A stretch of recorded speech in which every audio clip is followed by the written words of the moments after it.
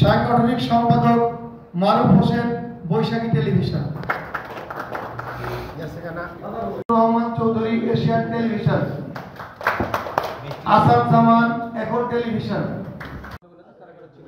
গুরুত্বপূর্ণ দায়িত্ব পালন করবেন। কত সদস্য হইল দল বিশিষ্ট? 17।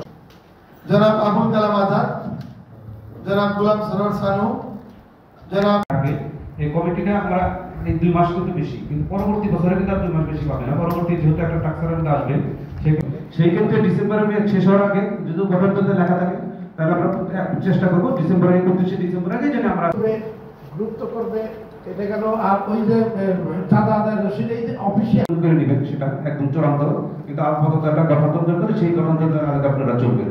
ধন্যবাদ সকলকে। আর আমি মনে করি যে এখানে বয়সের দিক দিয়ে হতে দিতে কালামায়ের আমরা একটু বড় সবার কাছে এই লোকগুলাকে চেঞ্জ করার জন্য আমরা অনুরোধ জানাবো। আমরা তো উপদেষ্টা কমিটিতে আছি, আমাদের বাদ দিয়ে এরা কিছু করতে পারবে না। সেটা সিনিয়র থেকে শুরু করে জুনিয়র পর্যন্ত সবাই আন্তরিকভাবে আমাদেরকে করেছে সহযোগিতা।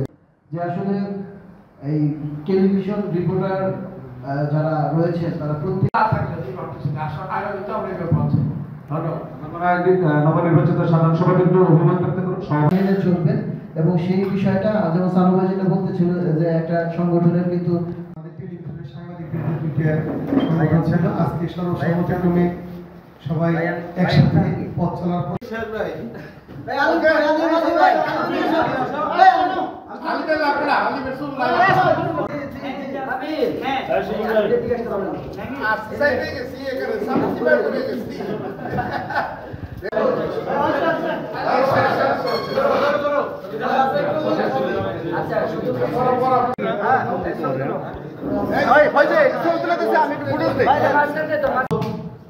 কমিটির দায়িত্ব দেওয়া হয়েছে নতুন কমিটির বিএম খোরশেদ, যমুনা টেলিভিশন